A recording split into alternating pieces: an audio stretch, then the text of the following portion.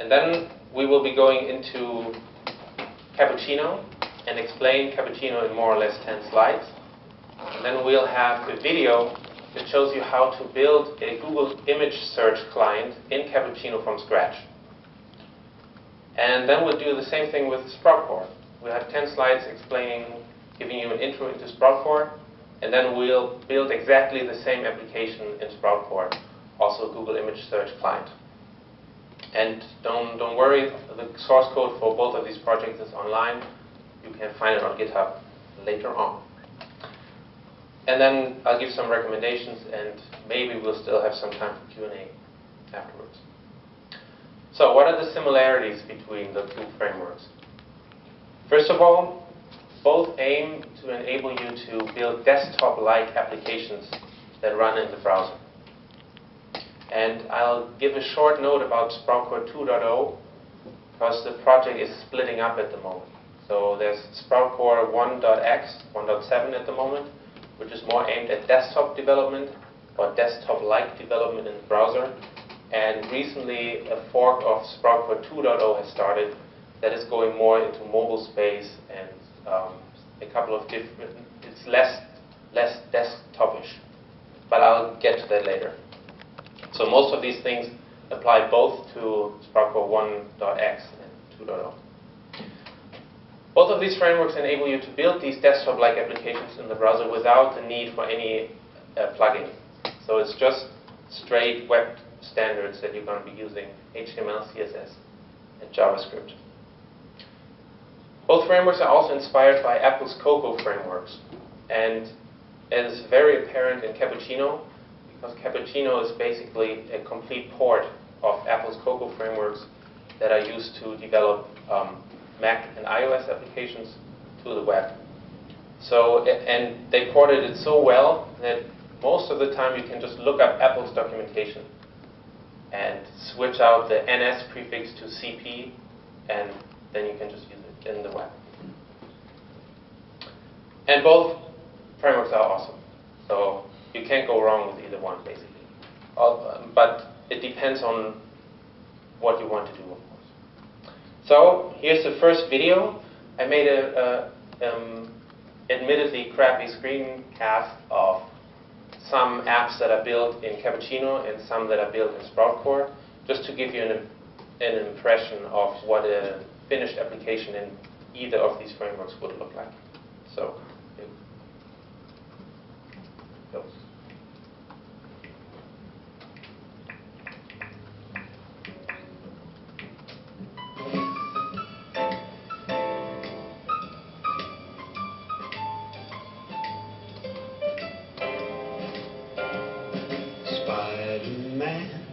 Spider-Man does whatever a spider can. Spins a web any size, catches thieves just like flies. Look out, here comes the Spider-Man. Is he strong? Listen, bud. He's got radioactive blood. Can he swing from a thread? Take a look overhead. Hey there, there goes the Spider-Man.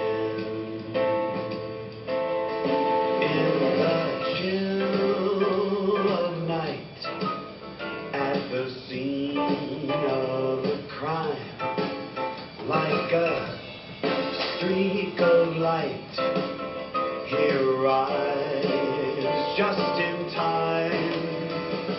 Spider-Man, Spider-Man, friendly neighborhood Spider-Man. Wealth and fame he's ignored. Action is his only reward. To him, life is a great big bang up. Wherever there's a hang up, you'll find the spider. Ladies and gentlemen,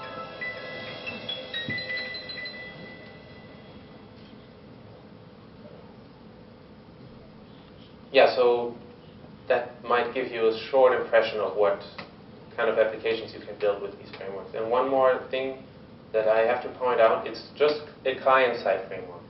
So you will still have to build a server-side application if you want to persist data or something like that. You can really think of these things as a desktop app. So I like to compare it with an email client. An email client loads up when you start up, it loads its UI and its controllers and models, whatnot, and it only talks to the server if it needs to exchange data, if it needs to send out an email or receive email. It's the only time it has to talk to a server. And it's the same way with SproutCore and Cappuccino applications. So you build your application, it just happens to run in the browser, but it only talks to a server if it needs to exchange data and not to load HTML snippets that you might do with an Ajax application.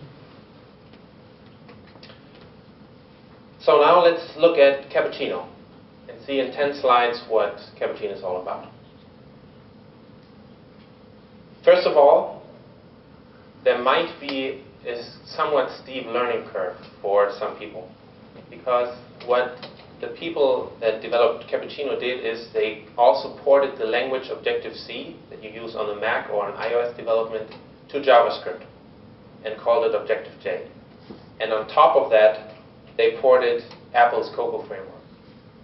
So if you're familiar with Mac development or iOS development, you will have a very low learning curve, because basically it feels exactly the same way. But if you don't, then it might be a bit steeper. The interesting part is, especially for Mac and iOS developers, you don't need to use HTML, CSS, or JavaScript if you don't want to. You can completely stay in the Cappuccino world, in the Objective-J world, and you don't need CSS to style things. You don't need to use HTML or anything like that. It's all shielded from you. But you can if you want to.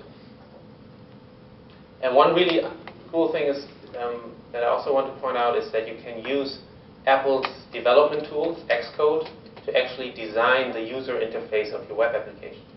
So you can graphically drag a button and list and image view and use Apple's sophisticated tools to do that, and then compile it down to something that runs in the browser.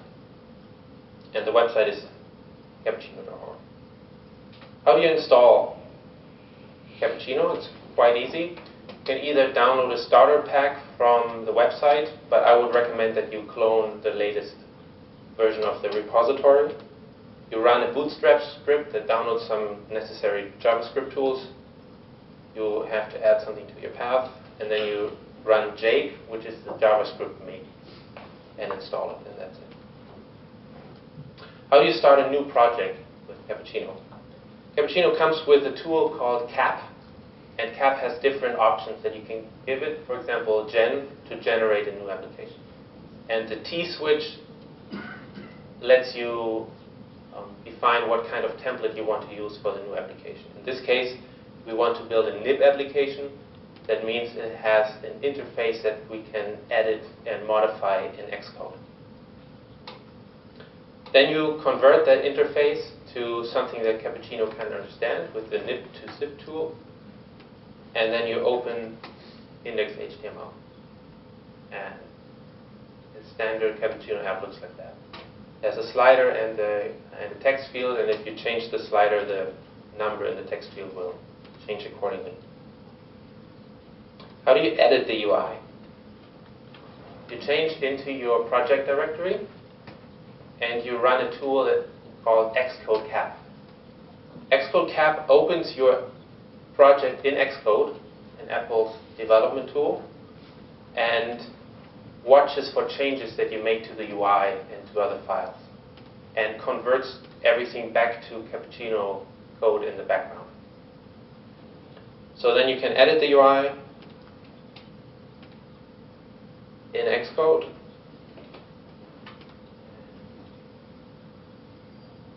Looks like this.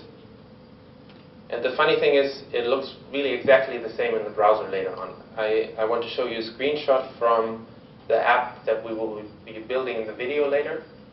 And this is what it looks like in Xcode. And this is what it looks like in the browser.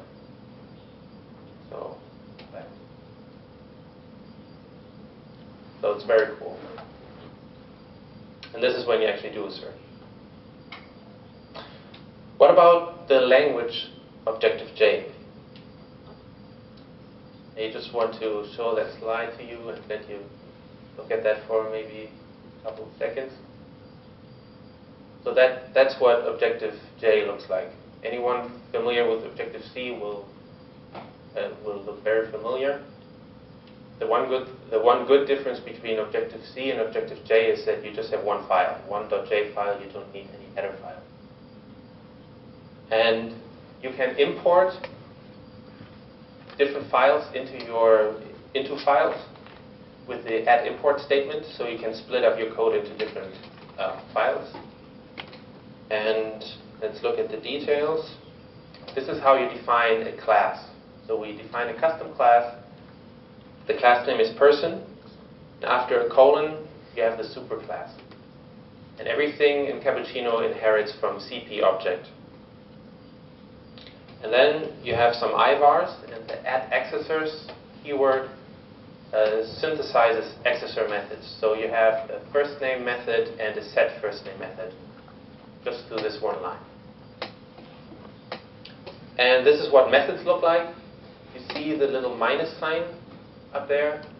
A method that starts with a minus sign is an instance method, and if it has a plus sign, it's a class method. You have the return value and the name of the method.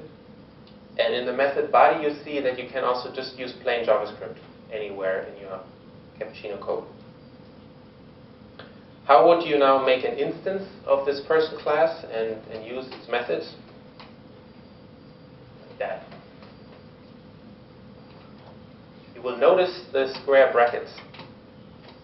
Normally in JavaScript, you would use a dot notation.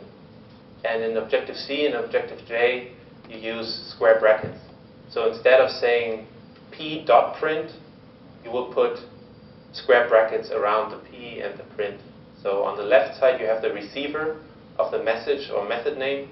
And on the right-hand side, you have the name of the method that's being called. How do you hook up the UI that we've designed in Interface Builder? How do you hook that up with your custom code? That's also easy. You use the add_outlet keyword. And the add_outlet keyword defines basically places where the UI can hook up to your code. You can think of it as a marker that tells the Interface Builder tool where you can hook up user interface elements to your code. So we have 4 elements: a window, a text field, a table view, and an image view. And all those can be connected with our interface. And we can also connect actions and define actions. So when you click on a button, you want a certain action to be called, and you define and mark those actions with the ID action keyword. And if you follow these instructions, you can just point, control, drag from a user interface element to your object. And I'll show you what that looks like.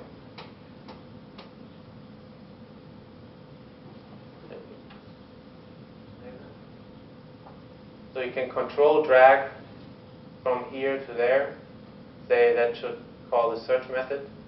You can control drag from the app controller to a UI element and then connect it with the text field. And that's all. That's pretty cool.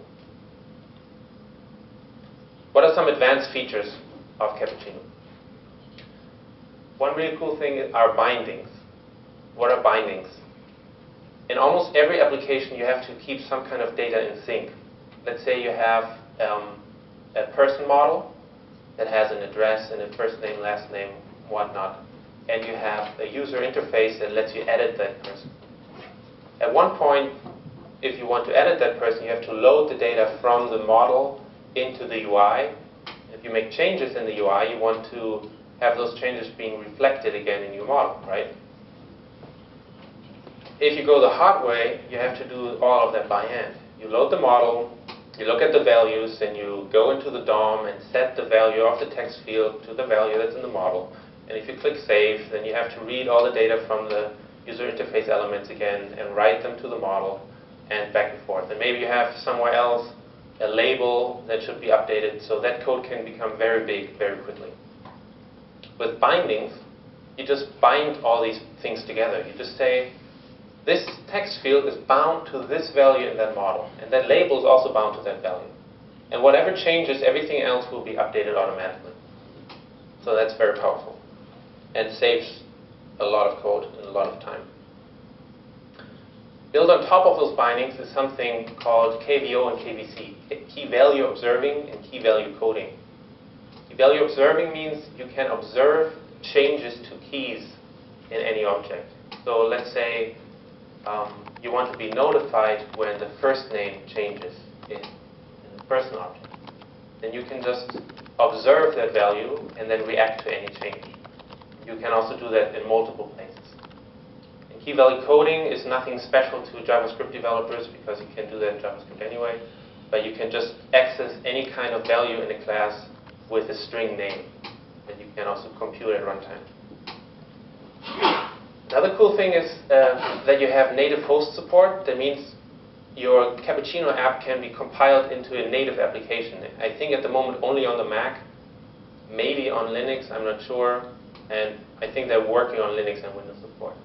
So what that means is you build your application that runs in the browser, and you can, just by one command, make a native application out of that. That also has access to the file system and stuff like that, which is pretty cool.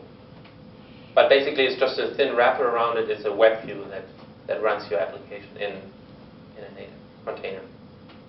And you can have categories.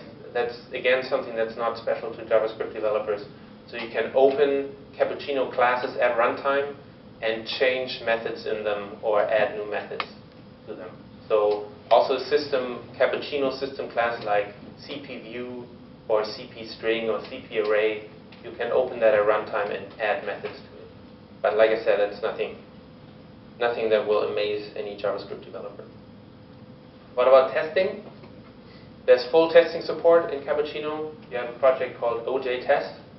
You have unit tests, specs, mocks, auto testing, code coverage tools. So if you are interested in testing your code, which you should be, then you're covered as well. How do you deploy the whole thing if you now developed a cool Cappuccino app? Basically, it's 3 easy steps, or just 2 if you want to deploy it on the web. Just run Jake release. And that takes all your Objective-J classes, all your Objective-J code, and compiles it down to just straight JavaScript. So it doesn't have to be interpreted in the browser anymore. And it also compresses and minifies stuff, and compresses graphics, and does a whole lot of stuff. And then what you end up with is just a couple of static files, a couple of HTML, JavaScript, and CSS files and graphics that you can just upload to any server. Or you run Jake desktop for native hosts. What about the license? That's the one sour spot for some people because it's the lesser GPL license. So it's semi-viral. Yeah, you have to. I'm not a lawyer, so you have to look into the details if it's fit for your project or not. Okay, so that's a short run-through of Cappuccino. Now let's look at what it looks like to build a Google image search client in Cappuccino from scratch in about 3 minutes.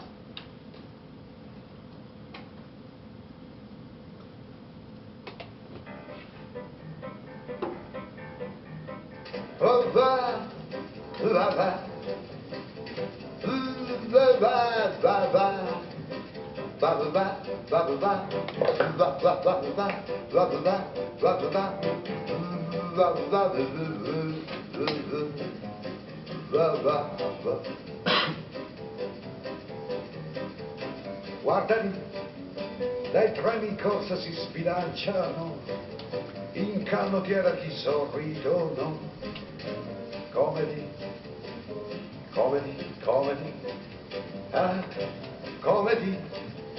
comedy orchestra illusa Napoli, e poi